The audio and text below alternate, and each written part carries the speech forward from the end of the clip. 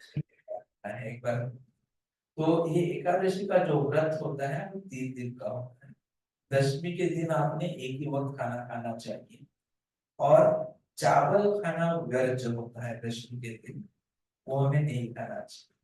तो कामले एकादशी की हम बात करते हैं, तो सुर गोस्वामी जी ने कहा, जब वो चर्चा चल रही थी, यह सब तो मुझे देवकी और वासुदेव के पुत्र परम भगवान हरि भगवान श्री कृष्ण को अपनी विनम्र और सम्मानजनक श्रद्धांजलि अर्पित करने दें, जिनकी दया से मैं उस व्रत के दिन का वर्णन कर सकता हूँ जो सभी प्रकार के पापों को दूर करता है।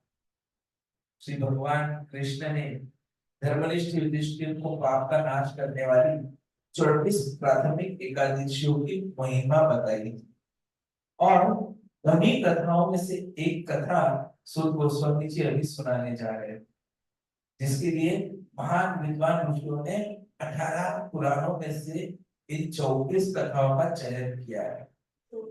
24 तो युधिष्ठिर महाराज ने कहा, ये भगवान कृष्ण है वासुदेव, कृपया मुझे चैत्र माह मतलब जो मार्च अप्रैल के बीच में आता है, चैत्र माह के शुक्ल पक्ष के दौरान आने वाली एकादशी का वर्णन करें और इसकी महिमा क्या है वो बताएं। तो भगवान कृष्ण ने उत्तर दिया, हे युधिष्ठिर, कृपया मेरी बात ध्यान से सुने, क्योंकि मैं इस पवित्र एकादशी का प्राचीन इतिहास बता रहा हूँ। एक वशिष्ठ मुनि ने एक बार राजा दिलीप से संबंधित यह कथा बताई हुई। तो राजा दिलीप के परदादा ने महान ऋषि वशिष्ठ से पूछा था कि हे ब्राह्मण, मैं चैत्र महीने में शुक्ल पक्ष में दौरान आने वाली एकादशी के बारे में सुनना चाहता हूँ, कृपया मुझे इसका वर्णन करें। तो वशिष्ठ मुनि ने उत्तर दिया, हे राजा, आपकी जिज्ञासा महिमा में ही है, मैं खुशी से आपको बताऊंगा जो आप जानना चाहते हैं। चैत्र के शुक्ल पक्ष में जो एकादशी आती है उसका नाम काकदा एकादशी। ये सभी पापों को भस्म कर देती है, जैसे जंगल की आग सीधी जलाओ लकड़ी को जला, ये बहुत शुद्ध करने वाला है, और जो इसका निष्ठापूर्वक पालन करता है उसे सर्वोच्च योग्यता प्रदान करती है ये एकादशी। हे राजन, एक इसकी कथा मैं आपको सुनाना चाह रहा हूँ। इतना श्रेयस्कर है कि सुनने मात्र से ही मनुष्य के सारे पाप दूर हो जाते। बहुत समय पहले रत्नपुरा नाम का एक नगर था, राज्य था, जो सोने और रत्नों से सजा हुआ था, और जिसमें तेज दांत वाले सांप नशे का आनंद लेते थे।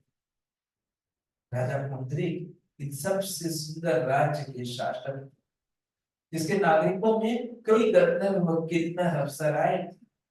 गंधर्वों में ही ललित और उनकी पत्नी ललिता थी, जो ललिता अपने पति से बहुत प्यार करती थी, और ललित भी अपने दिल में हमेशा उसके बारे में सोचता रहता।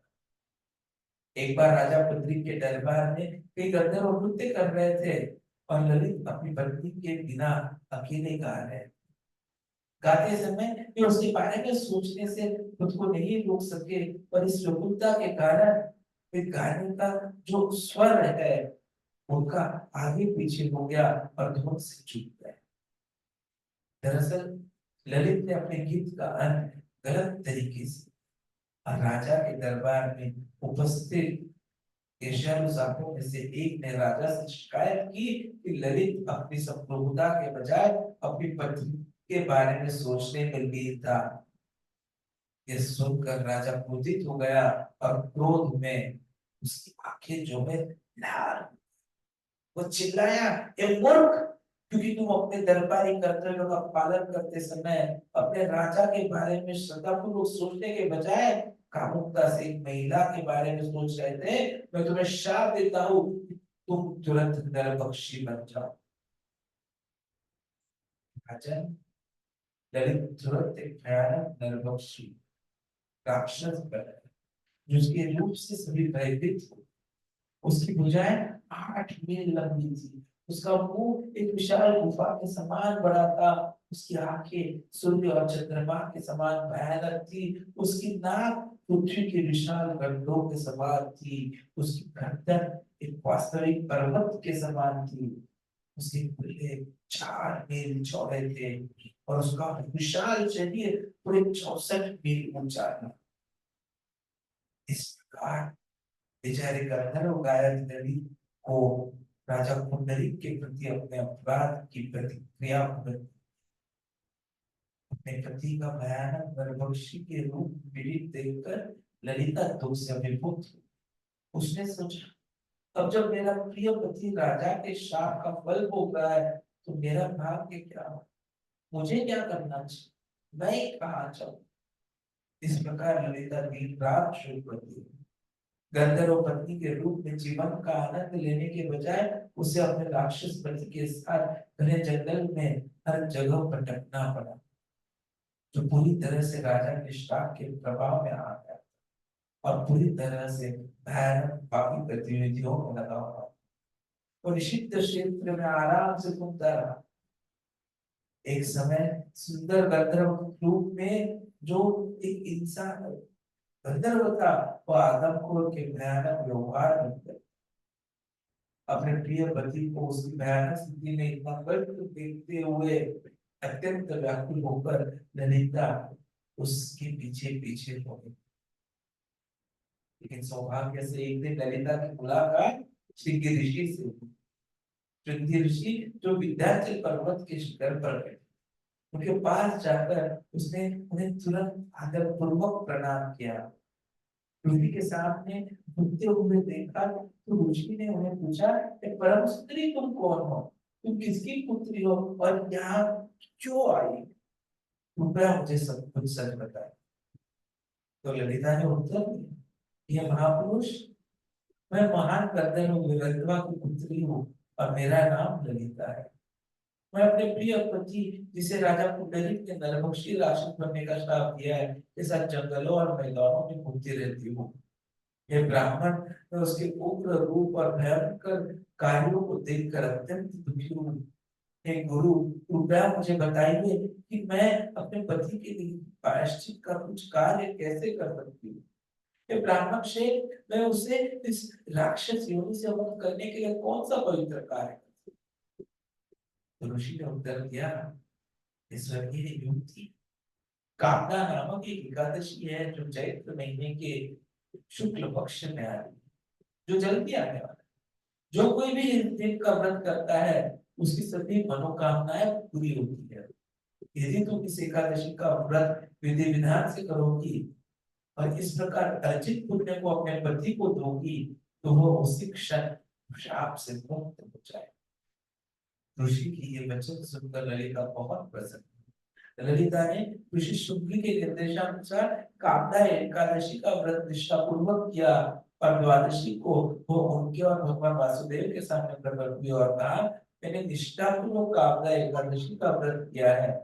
इस वक्त के पालन से अर्जित पुण्य से मेरे पति को उस श्राप से मुक्ति मिले जिसने उन्हें राक्षसी नरभक्षी बना दिया। इस प्रकार मैंने जो पुण्य अर्जित किया है वो उसे दुख से मुक्त कर। जैसे ही ललिता ने बोलना समाप्त किया, उसका पति जो पास में ही खड़ा था तुरंत राजा के श्राप से मुक्त हुआ। उन्होंने तुरंत गंधर्व ललित के रूप में अपना मूल रूप प्राप्त कर लिया, जो कोई सुंदर आभूषणों से सुसज्जित सुंदर स्वर्गीय काया का था।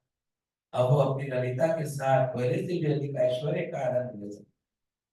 यह सब कामदा एकादशी की शक्ति और महिमा से पूरा हुआ।